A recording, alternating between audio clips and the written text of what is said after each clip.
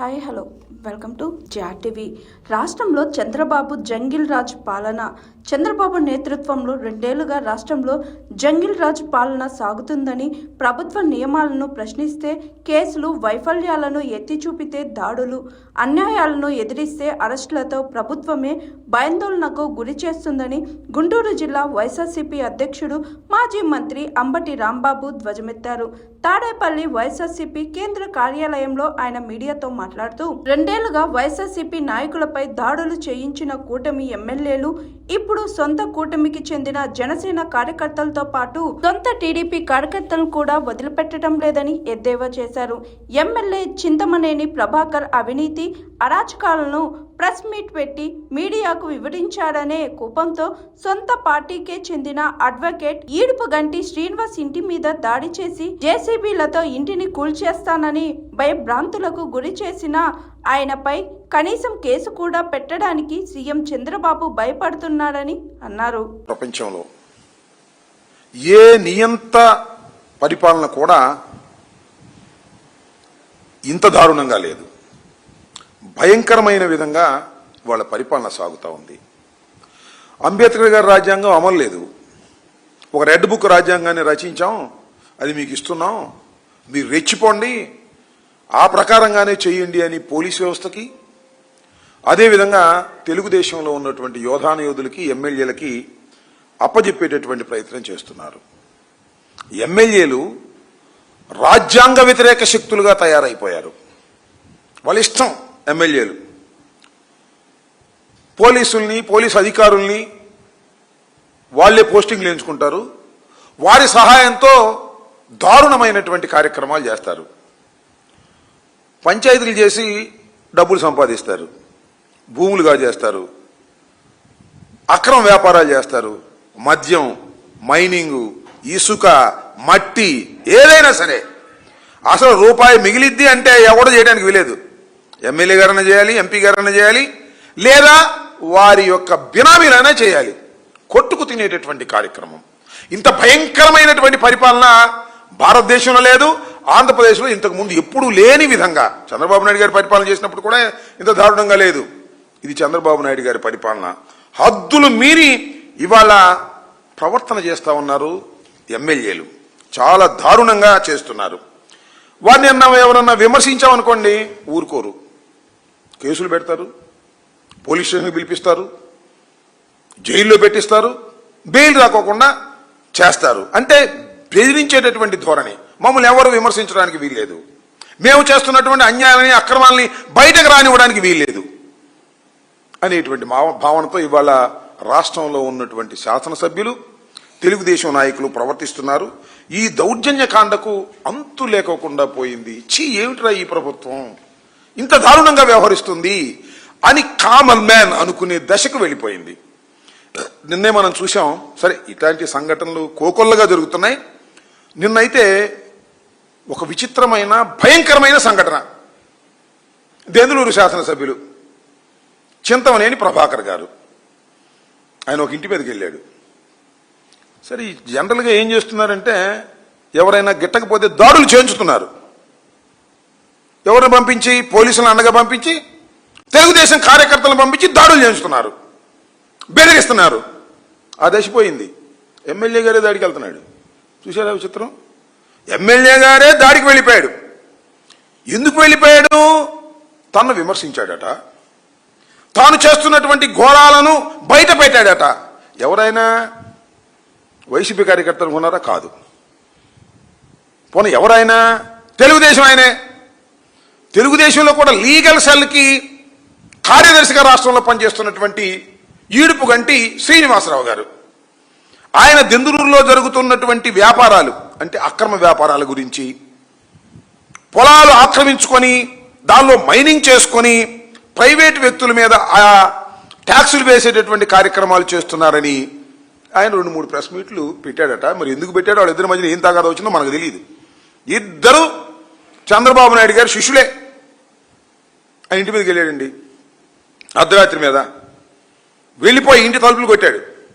వాడన్నా ఉండాలి, నేనన్నా ఉండాలి, తేల్చేసుకుంటాం, బాగా ఏమైపోయింది. వాడన్నా ఉండాలి, నేనన్నా ఉండాలి. మామూలుగా వెళ్ళాడా?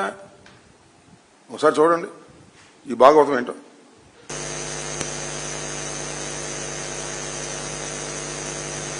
సార్ వచ్చాడు, చింతమనేని సారు గేటు పక్కన పడుతున్నాడు. ఇంట్లో పాపం వాళ్ళ ఇంట్లో ఆడవాళ్ళు వచ్చారు, పాపం పోలీసులు పంపించారు. ప్రసాదం మరి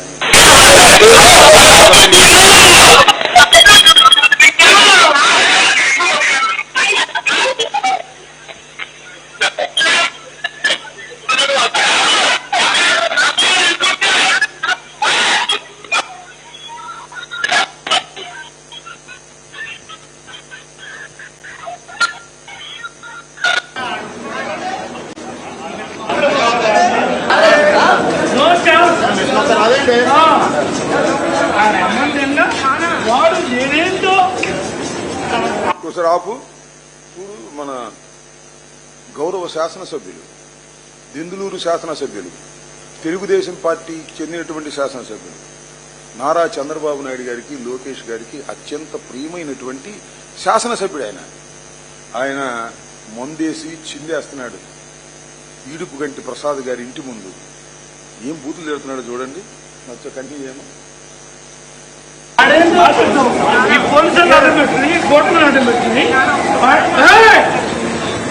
అమ్మా మాట్లాడే ఉద్దేశం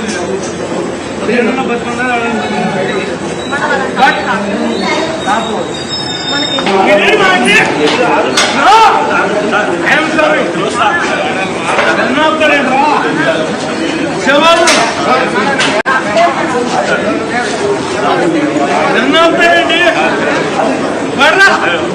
కూర్చో కూర్చో నేను తప్పు చేయాల. వాడు మాట్లాడుతుంటే వీళ్ళు పెద్ద మనుషులు చేస్తున్నారు. మరి మిమ్మల్ని ఈ భాగవతం చూశారుగా. పాపం ఆయన పక్కన ఉన్నటువంటి కుటుంబ సభ్యులు, మహిళలు ఈయన ఇంటి మీద దాడికి వెళ్ళారని పాపం వాళ్ళు వచ్చారు. ఏంది అన్యాయం అని బతిలాడి తీసుకెళ్తున్నారు. ఇప్పుడు కేసు ఎవరి మీద పెట్టాలి చెప్పండి, నాకు తెలియకడుగుతా. రాష్ట్ర ప్రజానీకం చూస్తున్నారు కదా.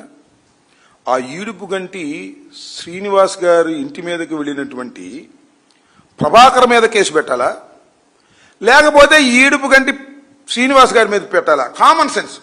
రాష్ట్ర ప్రజానీకాన్ని అడుగుతున్నా, గౌరవనీయులైన ముఖ్యమంత్రి గారిని అడుగుతున్నా, గౌరవనీయులైనటువంటి హోంమంత్రి గారిని అడుగుతున్నా, వీళ్ళిద్దరికీ సపోర్ట్ చేస్తున్న గౌరవనీయులైనటువంటి జనసేన అధిపతి ఉప ముఖ్యమంత్రి పవన్ కళ్యాణ్ గారిని అడుగుతున్నా, ఎవరి మీద పెట్టాలి కేసు? ఎవరి మీద పెట్టారో తెలుసా? ఈడుపుగంటి శ్రీనివాస్ గారి మీద కేసు పెట్టారండి. కేసు పెట్టి ఆయన పోలీస్ స్టేషన్లో పెట్టారు. ఇంకా కోర్టులో ప్రొడ్యూస్ చేయలే. ఏదో పిచ్చి కేసు పెట్టి ప్రొడ్యూస్ చేస్తారనుకుంటా. మీ పార్టీ వాడే, మా పార్టీ కాదు. మీ లీగల్ సెల్లు సెక్రటరీ ఆయన తీసుకెళ్లి కేసు పెట్టేశారే. చింతమనేని ప్రభాకర్ను మాత్రం సన్మానించారండి.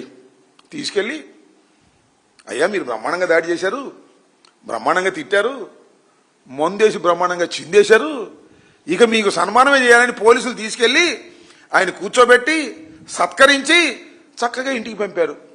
ఏ రాజ్యం అంటారు దీన్ని? జంగిల్ రాజ్యం అనరా? దుర్మార్గ రాజ్యం అనరా? అన్యాయమైన రాజ్యం అనరా? ఏమంటారు దీన్ని చెప్పమని అడుగుతా ఉన్నా నారా చంద్రబాబు నాయుడు గారిని, హోంమంత్రి గారిని.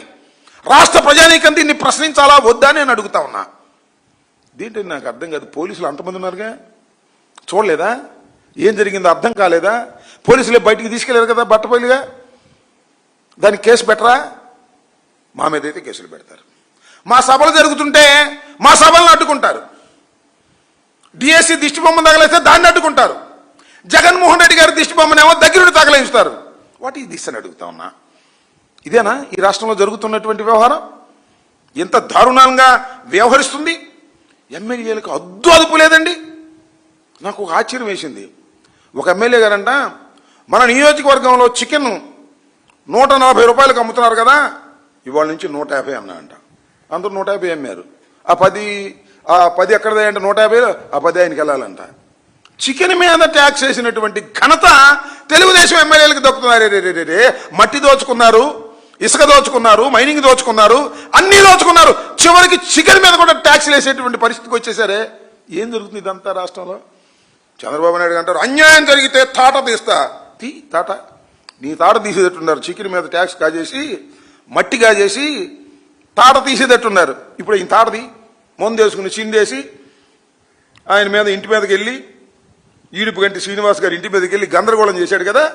ఆయన తాటది ఆయన తాట ఎడ తీస్తావు, ఈయన తాట తీస్తావు. పాపం శ్రీనివాస్ అని ఆయన మీద దాడి చేశారు కదా, ఆయన చింతమనేని ప్రభాకర్కి వ్యతిరేకంగా మాట్లాడాడని అతని మీద తాట తీసేటటువంటి పరిస్థితులకు మీరు దిగజారిపోయి ఇవాళ ఇంత దారుణమైనటువంటి పరిస్థితులు రాష్ట్రంలో కొనసాగుతున్నాయి. దీనికి సమాధానం చెప్పాలి. పోలీస్ వ్యవస్థ సిగ్గుపడాలి. Insult to the police. Indian police, Andhra police కాకి బట్టలు వేసుకొని 3 సింహాలు పెట్టుకొని అన్యాయం జరుగుతుంటే అన్యాయం చేసిన వాడికి రక్షణగా ఉండేటటువంటి పరిస్థితిలోకి ఎందుకు దిగజారిపోయారో ఒక్కసారి ఆలోచించుకోవాలని మనం చేస్తున్నాం. ఈ పోలీస్ బాస్కు తెలియదు, ఇక్కడే ఉంటుంది పోలీస్ బాస్ ఒక ఆయన. ఐపీఎస్, సుప్రీం, డీజీపీ బాస్ ఏం చేస్తున్నావు? ఏం చేయట్లేదు నువ్వు.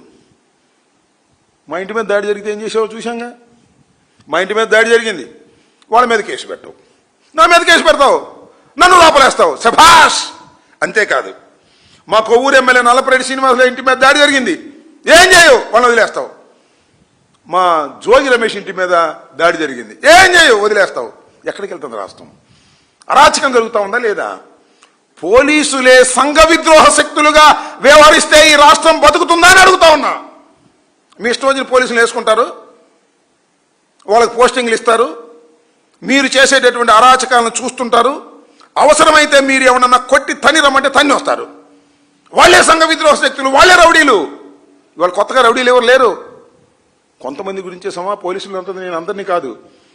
చంద్రబాబు నాయుడు గారి ఎమ్మెల్యేలు ఎవరైతే తెచ్చుకుని కూర్చోబెట్టుకున్నారో ఆ సీటుల్లో సిఐల్ని, ఎస్ఐల్ని, వాళ్లే లాఠీలు చూపిస్తున్నారు, వాళ్లే డబ్బులు వసూలు చేస్తున్నారు, వాళ్లే కమిషన్లు మీకు ఇస్తున్నారు. ఏమిటి అన్యాయం? ఇదేనా ఇలాగైనా జరిగేది? ఈ ఒక్క చింతమనేని ఎమ్మెల్యే బాగా ఓవర్ యాక్షన్ చేశాడు అనుకో, ప్రతి వాళ్ళు అంతేగా, అన్ని చోట్ల అంతే, ఇక్కడే కాదు. మీరు ఒకసారి వెనక్కి వెళ్ళి చూసినట్టయితే ఇక్కడ ఒక విషయం చెప్పాలండి. చింతమనేని ప్రభాకర్ గారి మీద 94 కేసులే ఉన్నాయంట, ఇంకా సెంచరీ రాలా, ఇంకా 6. ఇది పెడితే 95 అయ్యేది. ఇక బెటరు. చింతమనేనికి అచ్చోసిన ఆంబోతులాగా వదిలేశారు. కేసు పెట్టే పనే లేదు. ఇక ఎవరైనా కొట్టొచ్చు, ఎవరైనా తిట్టొచ్చు, ఎవరింటి మీద కన్నా వెళ్ళి దబాయించవచ్చు, తాగి చిందేయచ్చు, శభాష్. చంద్రబాబు నాయుడు గోల్డ్ మెడల్ ఇస్తాడు. వీళ్ళకి ఏమిటి అన్యాయం? 94 కేసులు ఉన్నాయి, ఇది 95వ కేసు. ఈ కేసు బెటరు. ఆయన అధికారం కూటమి రాగానే జడ్పీటీసీ ఇంటి మీదకి వెళ్ళి దాడి చేశాడు, దెందులూరు జడ్పీటీసీ ఇంటి మీదకి వెళ్ళి. అలాగే కామిరెడ్డి నాని అని వైఎస్ఆర్సీపీ సీనియర్ నాయకుడు, ఆయన ఇల్లు తగలబెట్టారు. అలాగే భూ కబ్జాలు చేశాడు, 1 కాదు 2 కాదు. వెదవేగి సమీపంలో బీసీ నాయకుడిని చంపేశారు. ఇంత దారుణమైన కార్యక్రమాలు దెందులూరులో జరుగుతూ ఉంటే చంద్రబాబు నాయుడు గారు గుడ్డి గుర్రానికి పళ్ళు నవ్వుతున్నాడు, లేదంటే చింతమనేనికి సపోర్ట్ చేస్తున్నాడు. పోలీసులందరినీ ఆయన అండగా ఉండి ఆయన దౌర్జన్యం చేస్తున్నా ఆయన ఎమ్మటెళ్ళి పనిచేయండి అనేటువంటి పాపతికి దిగజారిపోయినటువంటి పరిస్థితి వాళ్ళ రాష్ట్రంలో కనిపిస్తూ ఉంది. ఒక దారుణమైన పరిపాలన వాళ్ళ రాష్ట్రంలో జరుగుతూ ఉంది. దీనికి కూటమి నాయకులు తలతో తల దించుకోవాలి సిగ్గుతో అని ఈ సందర్భంగా నేను మనవి చేస్తున్నాను. ఇంత దారుణంగా ఉన్నటువంటి విషయాలని ప్రజలు గమనించండి. 2 సంవత్సరాలకి ఇంత ముదిరిపోతే మీ దుంపదెగ ఇంకా 3 సంవత్సరాలు మీ పరిపాలన భరించాలయ్యా రాష్ట్ర ప్రజానీకం. తెలుగుదేశం వాళ్ళనే మీరు కొట్టే కార్యక్రమం, జనసేన వాళ్ళని కూడా కొట్టే కార్యక్రమం. ఎవరు దోపిడీకి అడ్డం వచ్చాడు అవుట్. వాడు మన పార్టీనా పరపార్టీనా జనసేన మన మిత్రపక్షమా మనకు అనవసరం. మనం దోచుకుంటుంటే అడ్డం అవసరాన్ని కొట్టి లోపలేసేటువంటి కార్యక్రమాల్లోకి వెళ్ళిపోయి ఒక అరాచకమైన పాలన వాళ్ళ రాష్ట్రంలో జరుగుతూ ఉన్నది. దీనికి చంద్రబాబు నాయుడు గారు రాబోయే కాలంలో తప్పనిసరిగా మూల్యం చెల్లిస్తాడు. నేను ఇవాళ చెప్తున్నా, మీకు సిగ్గుంటే, లజ్జుంటే, చట్టం మీద గౌరవం ఉంటే ఇమీడియట్గా చింతమనేని ప్రభాకర్ మీద కేసు పెట్టండి. కేసు పెట్టి శభాష్ అనిపించుకోండి. అంతే తప్ప వాయనెవరండి బాబు చింతమనేని ప్రభాకర్ని విమర్శించాడని అతని మీద ఇంటి మీదకి దాడి చేసి అతన్ని కేసు పెట్టి ఇంతవరకు కోర్టులో ప్రొడ్యూస్ చేయకోకుండా ఆ శ్రీనివాసుని, ఈడుపుగంటి శ్రీనివాసుని ఇబ్బంది పెట్టే కార్యక్రమం మావాడు కాదు మీవాడే. అయినా ధర్మం ధర్మంగా ఉండాలి, న్యాయం న్యాయంగా ఉండాలి. ఆ ఈడుపుగంటి శ్రీనివాసుకు జరుగుతున్న అన్యాయాన్ని ప్రజలు గమనించాలి. అదేవిధంగా న్యాయస్థానాలు కూడా గమనిస్తాయనే విషయాన్ని ఈ సందర్భంగా నేను చెప్పదలుచుకున్నా. ఇలాంటి దారుణమైన సంఘటనలు కోకొల్లలుగా రాష్ట్రంలో జరుగుతున్నాయి. వీటిని ప్రజలు గమనించాలని, దీనికి మూల్యం తప్పనిసరిగా ఈ రాష్ట్ర ప్రభుత్వం, కూటమి ప్రభుత్వం తప్పక చెల్లించి తీరుతుందని కూడా ఈ సందర్భంగా మనవి చేస్తున్నాను. అందువల్లనే మీరు చూశారు కదా, 2 సంవత్సరాల తర్వాత వైఎస్ఆర్ కాంగ్రెస్ పార్టీ వెన్నుపోటుకు 2 ఏళ్లని ప్రదర్శన చేస్తే అనూహ్యమైనటువంటి ప్రజాస్పందన వచ్చింది. కారణం, ప్రజల్లో తీవ్రమైనటువంటి వ్యతిరేకత పెరుగుతుంది. ఆ వ్యతిరేకతను మేము చూపిస్తుంటే, ప్రజల్లోకి తీసుకువెళ్తుంటే సోషల్ మీడియా మీద కూడా దాడులు చేసే కార్యక్రమం. ఏం పోయేకాలం వచ్చింది నారా చంద్రబాబు నాయుడు గారు? మీకు ఫేస్బుక్ అకౌంట్ని మీరు బ్లాక్ చేస్తారా? ఎందుకంత భయం? పిరికితనం కదా. మేమేదైనా వాదన సోషల్ మీడియాలో వినిపిస్తుంటే ప్రతివాదన వినిపించాలి తప్ప, ఈ తప్పనో రైట్ అనో చెప్పాలి తప్ప, అంటే మేము సోషల్ మీడియాలో వినిపిస్తున్నటువంటి ప్రతి వాదన కూడా న్యాయమైన వాదన, నిజాయితీ వాదన, ప్రజల యొక్క గలం దానిలో కలుస్తుంది అనేటువంటి భయంతో వాటిని మూసేసే కార్యక్రమాలు చేస్తున్నారు, వాటి మీద దాడులు చేసే కార్యక్రమాలు చేస్తున్నారు. అయినా ఆగుతుందా? వైఎస్ఆర్సీపీ గొంతుని, స్వరాన్ని, సోషల్ మీడియాలో వినిపిస్తున్నటువంటి స్వరాన్ని మీరు నొక్కేయాలని ప్రయత్నం చేస్తే ద్విగుణీకృతంగా ముందుకు సాగుతుందనే వాస్తవాలు మీకు అర్థం కావడం లేదు. రాబోయే కాలంలో మరింత ముందుకు వెళ్తాం, న్యాయ పోరాటాలు కూడా చేస్తామని కూడా ఈ సందర్భంగా నేను చెప్పదలుచుకున్నాను. మా సోషల్ మీడియాని కానీ, మా మీడియాని కానీ, మా గొంతును కానీ మీరు అణచలేరు. ముందు మీరు చేస్తున్నటువంటి తప్పుల్ని సరి చేసుకునే ప్రయత్నం కనీసం చేస్తే ఈ 3 సంవత్సరాల పరిపాలన అయినా సక్రమంగా సాగుతుంది. లేకపోతే ప్రజల్లో తిరుగుబాటు వచ్చేటటువంటి ప్రమాదం ఉందనే విషయాన్ని దయచేసి కూటమి నాయకులు గమనించాలని ఈ సందర్భంగా నేను చెప్పదలుచుకున్నాను. ఇంకా పోలీసుల వ్యవహారానికి చెప్పాను కదా, పోలీసులు ఎంతో దారుణంగా తయారయ్యారో. యాంటీ సోషల్ ఎలిమెంట్స్ లాగా పోలీసులు కొన్ని చోట్ల తయారు కావటం చాలా బాధాకరమైనటువంటి విషయం. నేను ఒక సంఘటన మే 9వ తారీఖున విజయవాడలో జరిగినటువంటి ఒక సంఘటన నా దృష్టికి వస్తే నిజంగా చాలా బాధపడ్డాను. ఆ విషయాన్ని ఈ వేదిక నుంచి ప్రజలకు చెప్పాలనేటువంటి ఒక ప్రయత్నం చేస్తున్నాను. ఇవాళ న్యాయస్థానంలో కూడా హెబియస్ కార్పస్ పిటిషన్ పడేశారు. దాని మీద కూడా విచారణ జరిగింది, కొంత ఆర్డర్ కూడా వచ్చింది. అదేమిటంటే కృష్ణలంక పోలీస్ స్టేషన్లో సాయి కృష్ణ, గాదే సాయి కృష్ణ అనేటువంటి ఒక వ్యక్తిని మే 9వ తారీఖున పోలీసులు పట్టుకెళ్లారు. తరువాత చాలా దారుణం ఏంటంటే అతను చాలా చిత్రహింసలు పెట్టారు, చంపేశారు. చంపేశారా, ప్రమాదవశాత్తు చనిపోయాడా అది పోలీసులకి తెలుసు. చంపేశారు. It's lockup death. నేను అడుగుతా ఉన్నా, చాలా లాకప్ డెత్లు చూసాను నా చిన్నప్పటి నుంచి, న్యాయవాదిగా కూడా పనిచేశా. లాకప్ డెత్ జరిగితే ఏం చేస్తారంటే జనరల్గా వాళ్ళే కొట్టి చంపినా, వాడే ఉరేసి చచ్చిపోయాడేనో, లేదా గోడ దూకి చచ్చిపోయాడేనో, మా ప్రమేయం లేదేనో చెప్పి బాడీని తీసుకెళ్లి తల్లిదండ్రులకు అప్పచెప్తారు పోస్ట్ మార్టం చేసి. ఈ కేసు చాలా పెక్యూరియర్ కేసు. బాడీ లేదు, ఆ బాడీని వారే దహనం చేశారు, పోలీసు వారే. అంటే బాడీ ఉంటే ఆ బాడీని తీసుకువెళ్లి పోస్ట్ మార్టం చేస్తే ఎందుకు చనిపోయాడో అర్థమవుతుందనే ఉద్దేశంతో పోలీసులే ఆ డెడ్ బాడీని అతి జాగ్రత్తగా తీసుకువెళ్లారు. ఎలా తీసుకెళ్లారో తెలుసా? ముందు 2 వీలర్ మీద, ముందు ఒక కానిస్టేబుల్ నడుపుతాడు, వెనక కానిస్టేబుల్ ఉంటాడు, మధ్యలో ఈ శవాన్ని పెట్టుకుని కృష్ణలంక శ్మశాన వాటికి తీసుకెళ్లారు. అర్ధరాత్రి పూట శుభ్రంగా దహనం చేసి బూడి చేసేశారు. అంటే ఎవిడెన్స్లు కూడా లేకుండా చేశారు. శభాష్ ఆ సిఐ నాగరాజ్ అంట. ఏంటి దారుణం? ఇప్పుడన్నా విన్నారా మీరు? లాకప్ డెత్తుల వరకు విన్నాం, కానీ లాకప్ డెత్ జరిగిన తర్వాత ఆ శవాన్ని కూడా దహనం చేసి ఎవిడెన్స్ లేకుండా చేసేటటువంటి ఒక దుర్మార్గమైనటువంటి పాలన ఇవాళ రాష్ట్రంలో జరుగుతుంది, రాజధానిలో జరుగుతుంది. చంద్రబాబు నాయుడు గారి ఇంటికి అతి సమీపంలో ఇంత దారుణం జరిగితే ఇవాళ ఏం చెప్తారంటే ఆ గాదే సాయి కృష్ణ క్రిమినల్ అట, యాంటీ సోషల్ ఎలిమెంట్ అంట. అయితే అవ్వచ్చు, అయితే చంపేస్తారా? పోలీస్ స్టేషన్ తీసుకెళ్తారా? కోర్టులో ప్రొడ్యూస్ చేయరా? ఇతనితో పాటు 4గురిని తీసుకెళ్లారు, రౌడీ షీటర్లు అంట. 4గురిని తీసుకెళ్లారు, ఆ 4గురిని కోర్టులో ప్రొడ్యూస్ చేశారు. ఇతను మాత్రం చంపేశారు. ప్రమాదవశాత్తు చంపేశారో ఇంటెన్షనల్గా చంపేశారో తెలియదు.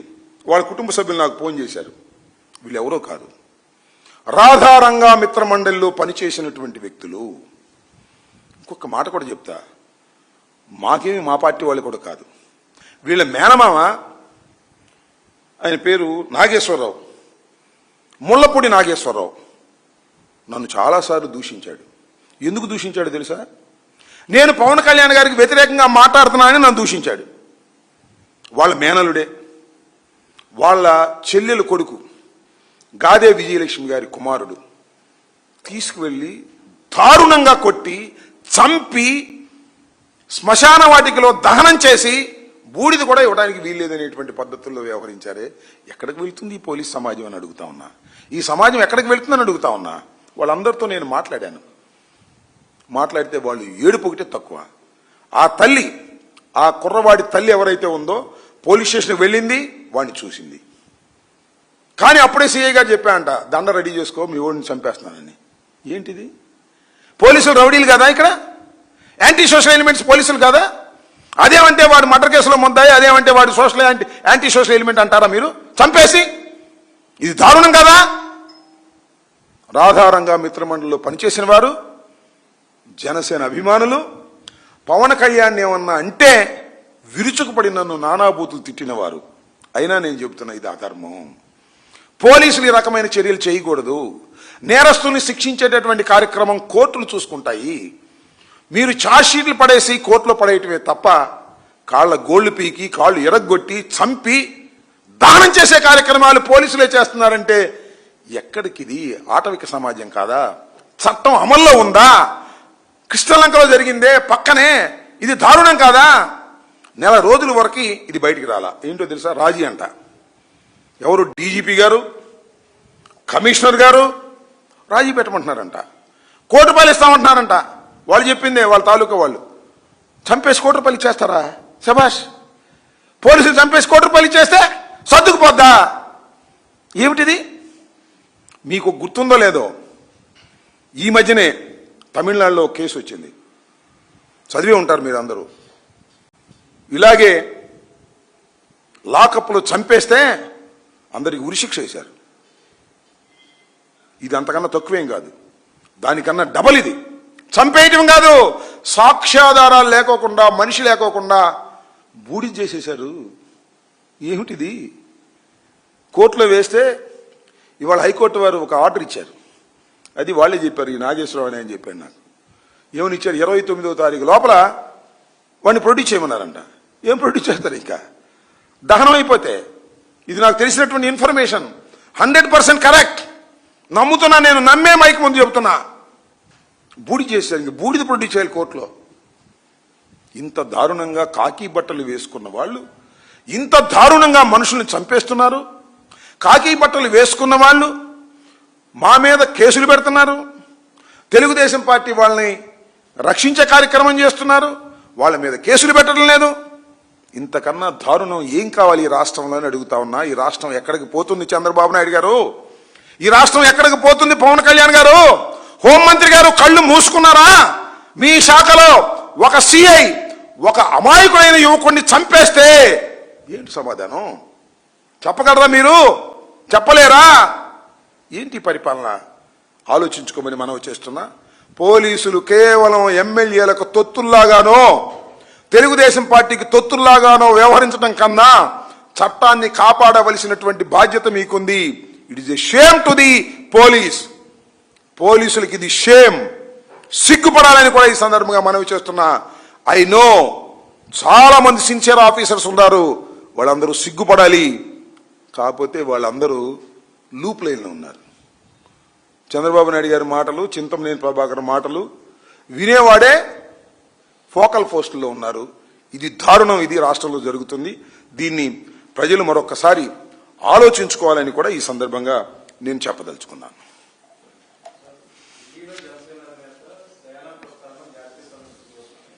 ఢిల్లీలో జనసేన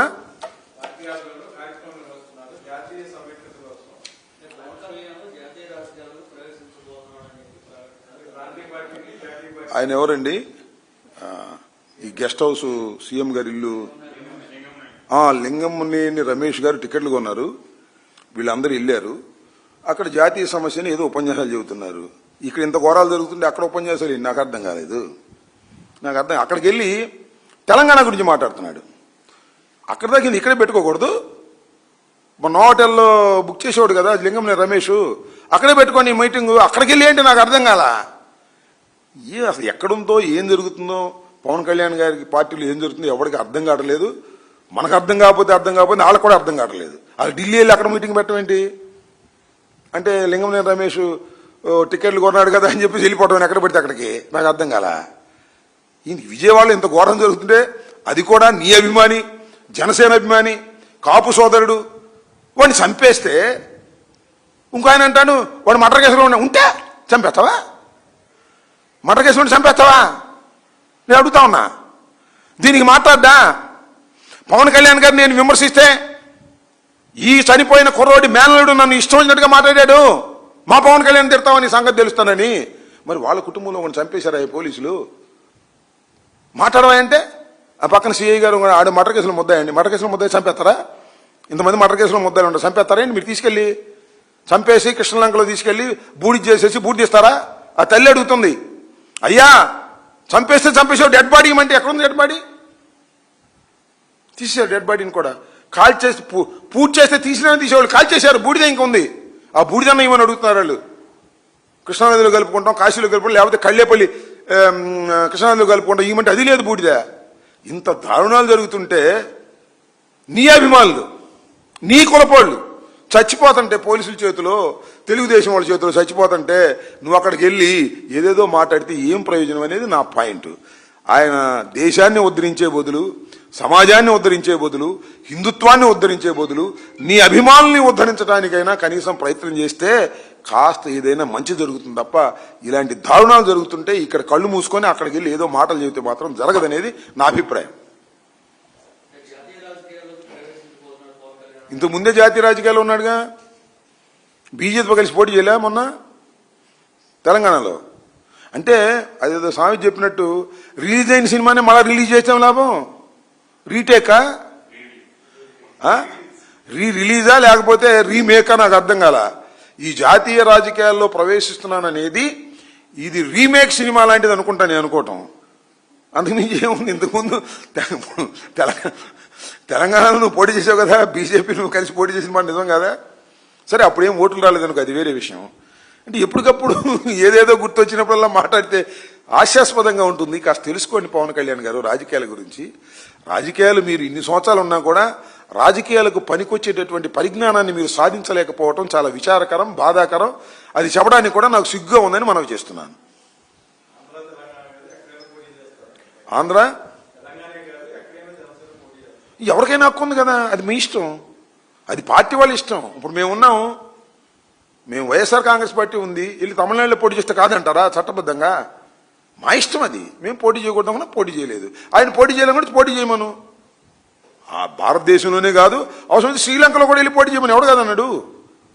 పోటీ చేయడానికి ఎవరికైనా కొంత గెలుస్తారా గెలవరా అనేది వేరే విషయం. ఇదేంటి దీనికేంటో మధ్య మధ్యలో ఉగ్ర రూపం వచ్చినట్టు తెలంగాణ వెళ్ళి ఒక మీటింగు, ఢిల్లీ వెళ్ళి ఒక మీటింగు, టికెట్లు కొనేవాడు ఉన్నాడు కదా అని ఎక్కడ పడితే అక్కడికి వెళ్ళిపోయి మీటింగ్లు పెడితే ఏం లాభం చెప్పండి. సో ముందు అసలు ఆంధ్రప్రదేశ్లో ఉన్నటువంటి నీ రాజకీయ పక్షం మీదే నువ్వు దృష్టి పెట్టలేని వాడివి. నీకున్న 175 నియోజకవర్గాల్లోనూ నీ కార్యకర్తలను సంతృప్తి పరచలేని వాడివి. జాతీయ రాజకీయాల్లోకి వెళ్ళి ఏం చేస్తావు అని నేను అడుగుతా ఉన్నా. ఊరినే శాంపిల్గా అడుగుతున్నా, కోపం తెచ్చుకోవద్దు పవన్ కళ్యాణ్ గారు. మీకు 21 సీట్లు ఉన్నాయి, 175 సీట్లలో కడవై ఉన్నాయి. సరే వాళ్ళు మీరు ఏదో పొత్తు పెట్టుకున్నారు. కనీసం 175 సీట్లలో 21 సీట్లలో కాకుండా కడమా చోట్ల ఉన్నటువంటి జనసేన నాయకుల్ని నువ్వు కలిసేది లేదు, వాళ్ళ సాధక బాధకాలు వినేది లేదు, తెలుగుదేశం వాళ్ళు వాళ్ళ మీద రెచ్చిపోతుంటే మాట్లాడేది లేదు. నువ్వు జాతీయ రాజకీయాల్లోకి వెళ్ళి ఏం చేస్తావు నాకు అర్థం కాదు. ముందు నీ ఇల్లు నువ్వు చక్క పెట్టుకుంటే జాతీయ రాజకీయాల గురించి మాట్లాడటానికి అర్హత ఉంటుంది. నా ఇష్టం నేను మాట్లాడతానంటే వినేవాడు ఉన్నాడు కాబట్టి మాట్లాడుకో, మనకేం అభ్యంతరం లేదు.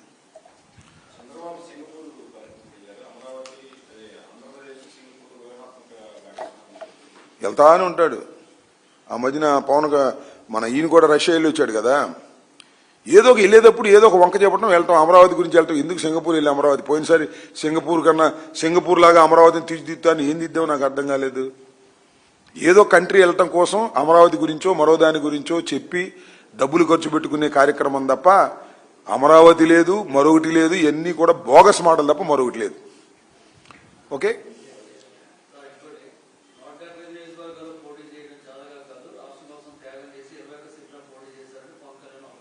ఏమన్నాడు?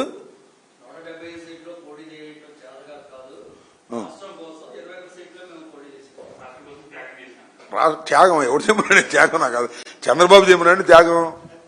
175 నియోజకవర్గాల్లో కాకపోతే అసలు మీకు చాలా చిత్రమైన విషయాలు త్యాగాలు. ఆయన త్యాగాలు మామూలు త్యాగాలు కావు సుమా.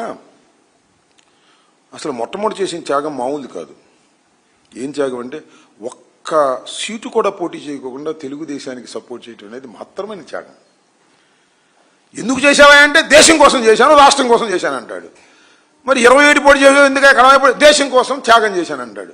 రేపు మరి ఏం త్యాగం చేస్తాడో మరి తెలియదు. అంటే అసలు రేపు జనసేననే త్యాగం చేసేస్తాడేమో చంద్రబాబు నాయుడు గారికి వేచి చూడాలి మనం, అంతకుమించి ఏం లేదు.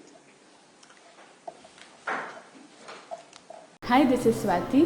లైక్ చేయండి, షేర్ చేయండి, కమెంట్ చేయండి అండ్ సబ్స్క్రైబ్ చేయండి GRTV.